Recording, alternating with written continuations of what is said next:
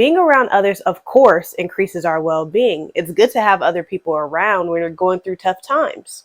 But sometimes it's difficult to know how to start new relationships or to continue the ones that are already existing.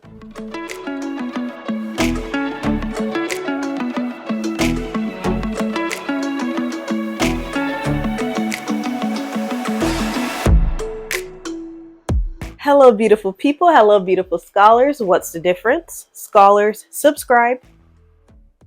It's me, Desor here. Thank you so much for clicking on this video, and I hope you're having a wonderful day. Today, we are going to be talking about building relationships. So when we talk about relationships, I just want to make sure that we're talking about social wellness. I want to make sure that we know that. And if you want to dive deep into what are all the components of wellness, make sure to go check out the 8 Dimensions of Wellness video.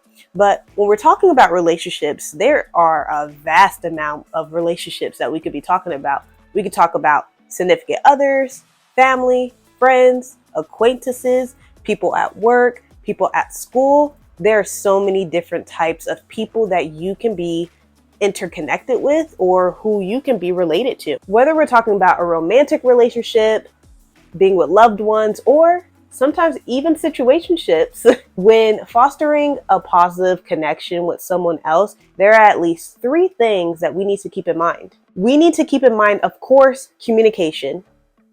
Also, how do we understand each other?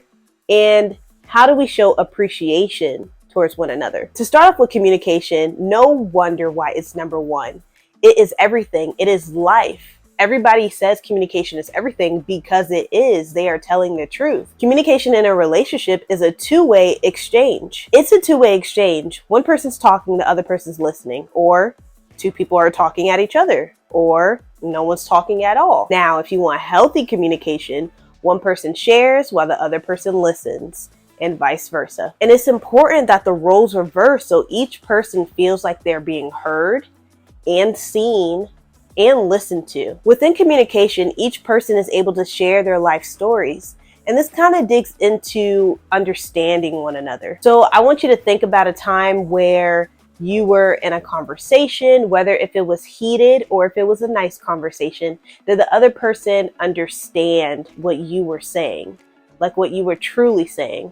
Were you communicating, number 1, were you communicating what you truly felt? Oftentimes when you're trying to understand someone else or you're trying to be understood, a lot of it comes from, are y'all on the same page? And do y'all have the same experiences? So you may find that someone that you're trying to build or maintain a relationship with, and they come from a different walk of life than you, it might be difficult to understand them or for you to feel understood by them. First of all, I want to let you know that it is okay. You're not the only one going through this. A lot of people go through this. Everybody goes through that. And second of all, I want to let you know, and I want to remind you to try your best to be patient. Be patient with yourself. Be patient with the other person.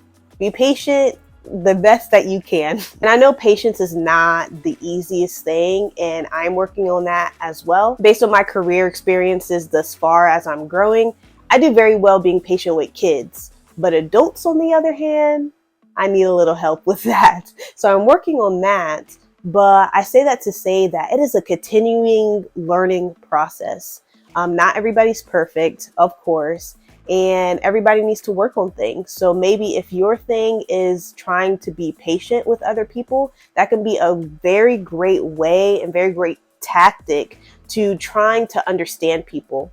Because sometimes you might not understand someone in the moment, but if you take time, like literally, if you sit there in silence for a little bit and you try to see all the facts that they were telling you or everything that they were saying, or even it might take a day or 2, but then you'll have that aha moment later on that's like, oh, maybe this is what they meant to say.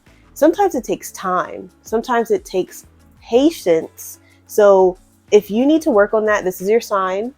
And to truly take time, breathe, and just know, I think basically what I'm trying to say is just know that sometimes understanding another person or for you to feel understood takes patience.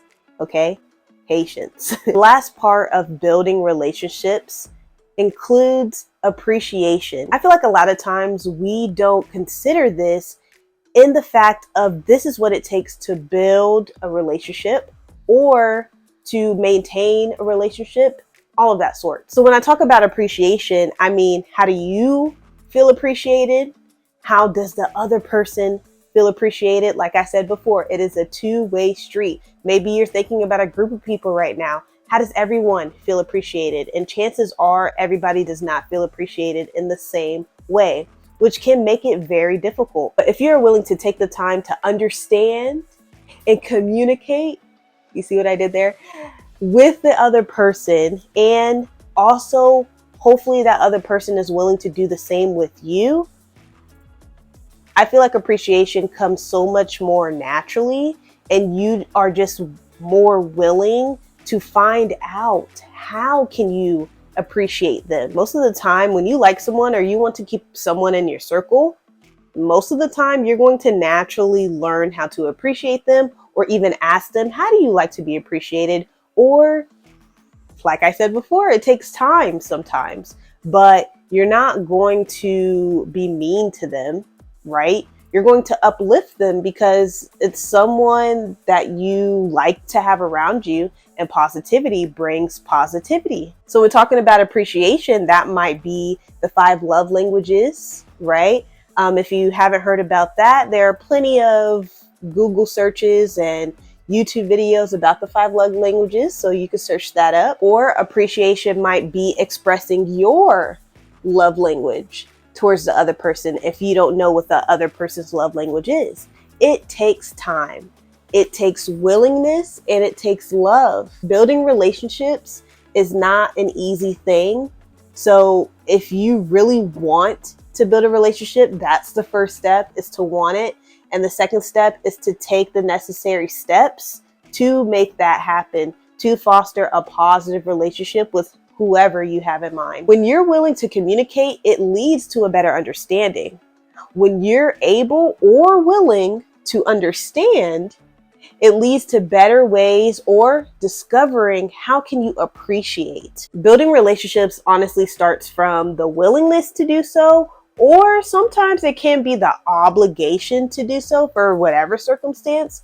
But no matter what, be patient, try your best, and make sure that it's coming from the heart. This month, whatever month you're watching this in, for the next 30 to 31 days, I want to encourage you to either meet a new person, build a new bond with them, or to foster the bond with someone that you already have in your life. Maybe do a fun activity with a friend, reach out to someone in your group fitness class that you've been going to lately, exchange numbers with a coworker, have lunch with a family member, reach out to a family member, call them if you haven't talked to them in a while. Now, if you're a little bit on the shyer side and you're having trouble making the first move, put yourself in social spaces, such as go to group fitness classes, or volunteer your community, or join a hobby-based group in your community.